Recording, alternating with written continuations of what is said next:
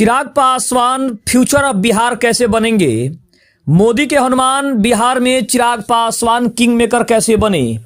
2025 की सफलता को हम किस तरह से देखते हैं और बिहार के नए भविष्य को तलाशने और नए भविष्य को संवारने का काम चिराग कैसे करेंगे और बिहार उन्हें आने वाले समय का सबसे बड़ा फ्यूचर कैसे बनाएगा? आइए आज हम इन तमाम खबरों पर एक विस्तृत रिपोर्ट लेकर आपके सामने आए हैं। अगर आप हमारे चैनल पर नए हैं तो चैनल को जरूर सब्सक्राइब कर लें। नमस्कार, मैं हूं संजीव और आप देख रहे हैं आप तक न्यूज। आज हम बात कर रहे हैं बिहार की बदलती राजनीति और एक ऐसे युवा नेता की जिसने कम समय में ही अपनी एक अलग पहचान बनाई है।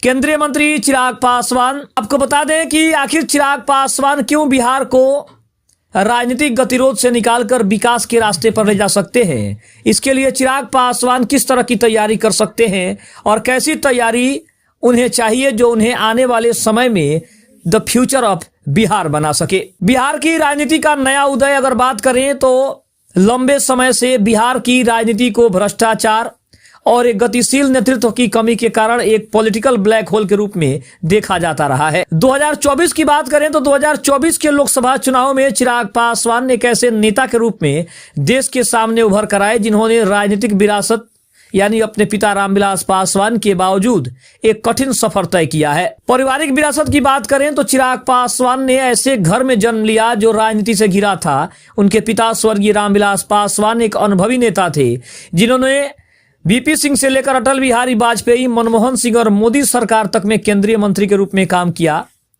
अगर चिराग पासवान की बात करें तो चिराग ने सबसे पहले राजनीति के बजाय बॉलीवुड में कदम रखा था और 2011 में फिल्म मिले ना मिले हम रिलीज की जो सफल नहीं हो पाई थी और फिल्मों की असफलता के बाद उन्होंने अपने पिता की मदद से राजनीति में प्रवेश किया। ये माना जाता है कि चिराग के प्रभाव के कारण ही रामविलास पासवान ने 2014 में बीजेपी के साथ साझेदारी की जिसमें एलजेपी को 2014 और 2019 दोनों चुनाव में 6 सीट जीतने में काफी मदद मिली। अब अगर बात करें कि बिहार के भविष्य के बारे में यानी कि फ्यूचर ऑफ बिहार की बात करें तो चिराग पासवान का सबसे जो पहला विजन सामने आता है वो है बिहार फर्स्ट और बिहारी फर्स्ट का। चिराग पासवान विकास पर हमेशा जोर देते हैं। चिराग ने अपने राजनीतिक कैरियर की शुरुआत बिहार फर्स्ट बिहारी फर्स्ट अभियान के साथ की थी।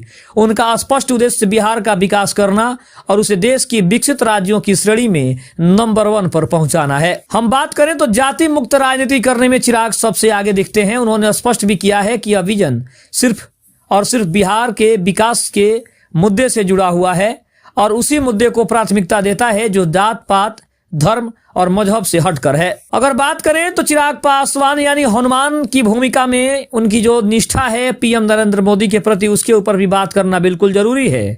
नीतीश कुमार को उन्होंने 2020 में चुनौती दी थी। 2020 के विधानसभा चुनाव में उन्होंने एनडीए में रहते हुए खुले तौर पर मुख्यमंत्री नीतीश कुमार की आलोचना की जिसके परिणाम स्वरूप जदयू की सीटें कम हुई और जदयू 70 से 43 सीटों पर पहुंच गई थी और बीजेपी बिहार में सीनियर पार्टनर बन गई थी। 2021 में उनके चाचा पशुपति पारस ने पार्टी को तोड़कर उनसे एलजेपी छीन ली जो चिराग के राजनीतिक कैरियर का सबसे निचला बिंदु था और सबसे कठिन समय भी था। लेकिन पुनर्गठन और जनसंपर्क उन्होंने हार नहीं मानी।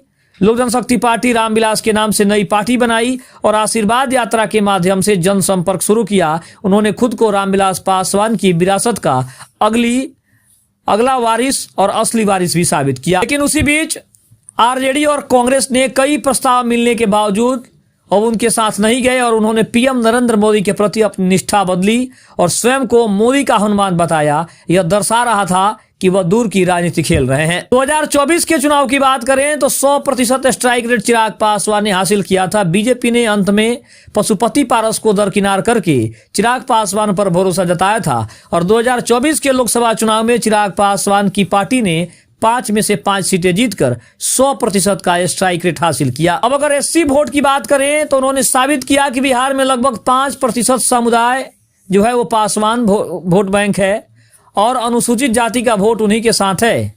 अपनी जीत के कारण चिराग पासवान 3 साल के भीतर ही मोदी कैबिनेट का हिस्सा बने और उन्हें खाद्य प्रसंस्करण उद्योग मंत्रालय की जिम्मेदारी दी गई जो कभी उनके पिता का पोर्टफोलियो था। पीएम मोदी ने सार्वजनिक रूप से उन्हें गले लगाकर उन पर अपना भरोसा जताया। तेजस्वी यादव और जंगल राज से तुलना की बात करें तो जहां चिराग पासवान विकास, राष्ट्रवाद और बीजेपी की नीतियों के साथ तालमेल बिठाते हैं। वहीं आरजेडी के तेजस्वी यादव की राजनीति 1990 के दशक के जंगल राज या गुंडा राज से जुड़ी हुई है। आरजेडी का शासन बाहुबलियों और बूथ कैप्चरिंग से जुड़ा रहा। साथ ही चारा घोटाला, तेजस्वी यादव पर लगे 950 करोड़ से रुपए के फ्रॉड एग्जीबिशन के आरोप बिहार की विकास की राह में सबसे बड़ी बाधा रहे और यहां से चिराग पासवान को चमकने का और अपने आप को ऊपर उठाने का बड़ा मौका मिल गया। अगर भविष्य की संभावनाएं और निष्कर्ष पर बात करें तो उम्मीद की किरण जो है वो चिराग पासवान की सफलता से दिखा रहा है। चिराग पासवान की सफलता ने दिखाया है कि वह केवल नेपो बेबी नहीं है बल्कि संघर्ष से जूझकर और खुद अपने पैरों पर खड़े हुए हैं। युवा और रोजगार पर उनका जो ध्यान है वह चिराग का रोजगार नाम का एनजीओ भी चलाते हैं जिसका उद्देश्य राज्य के बेरोजगार युवाओं को नौकरी दिलाना है। इसके अलावा बात करें तो पीएम मोदी ने चिराग पासवान को बेटे की तरह बताया है और चिराग बीजेपी के लिए अनुसूचित जाति वोट बैंक को मजबूत करने में महत्वपूर्ण भूमिका भी निभाते हैं, जैसा कि मोदी ने ओबीसी वोट के साथ किया है। अब विश्लेषकों की अगर माने तो विश्लेषक मानते हैं कि चिराग पासवान में वो क्षमता है कि वह बिहार को आरजेडी जैसी पार्टी के गुंडा राज से मुक्ति दिला सकते हैं और इसे विकास के रास्ते पर आगे बढ़ा सकते हैं। ठीक वैसे ही जैसे उत्तर प्रदेश में योगी आदित्यनाथ ने किया है, वह बिहार को प्रगति, शांति और समृद्धि के नए युग में ले जा सकते हैं। अगर हम इस विस्तृत रिपोर्ट में बात करने की कोशिश करें तो कहीं ना कहीं 2025 के विधानसभा चुनाव की भी बात इसमें करना बिल्कुल जायज है, क्योंकि 2025 के विधानसभा चुनाव में जो चिराग पासवान ने किया है उसको कहीं ना कहीं इस रिपोर्ट में रखना जरूरी है, क्योंकि चिराग पासवान ने 2025 के विधानसभा चुनाव में जो इतिहास रचा, जो इतिहास दोहराया, उसका कोई जवाब नहीं था। क्योंकि जब सीटों का बंटवारा हो रहा था तो एनडीए में उन्हें 29 सीटों पर चुनाव लड़ने का एक बड़ा मौका दिया गया। हालांकि जब सीटों का बंटवारा हुआ और जब चिराग पासवान की पार्टी को 29 सीटें मिली तब भी बिहार में काफी शोर शराबा हुआ था और बहुत ऐसे नेता थे जो ये बार बार कह रहे थे कि चिराग पासवान को उनकी उम्मीद और उनकी औकात से ज्यादा सीटें दी गई है, जिसके वजह से एनडीए को एक बड़ा नुकसान होने जा रहा है। लेकिन 2020 के चुनाव में जब चुनाव का रिजल्ट हुआ और जब वहां 29 में से 19 सीटें जीतकर चिराग पासवान ने सभी एग्जिट पोल को कहीं ना कहीं झूठा साबित किया, जितने भी अनुमान उनके लिए लगाए गए थे उसको झूठा साबित किया और चिराग पासवान ने 19 सीट जीतकर एनडीए में तीसरी सबसे बड़ी पार्टी और दल बनने का बड़ा काम किया है। वहीं अगर बात करें तो 2025 के चुनाव में जिस तरह से उन्होंने प्रदर्शन किया है वो विधानसभा के चुनावों के समीकरण को पूरी तरीके से बदल दिया है। वहीं अगर हम बात करें तो एनडीए में सीट बंटवारे के समय में भी काफी शोर शराबा हुआ था जब सीटों का बंटवारा हुआ था।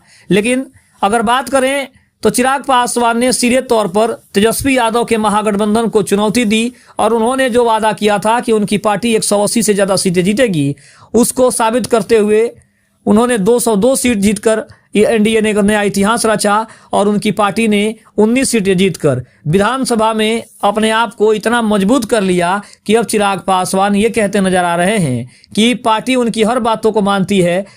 ऐसा कोई भी उनका बात नहीं है, ऐसी कोई भी उनकी सलाह नहीं है जिसको दरकिनार किया जा सके, क्योंकि उनको पता है कि विधानसभा में भी चिराग पासवान एक मजबूत हाथ के साथ उतरे हुए हैं, एक मजबूत दावेदारी के साथ उतरे हैं, जिसे हर किसी को उनकी बातों को सुनना पड़ता है और मानना पड़ेगा।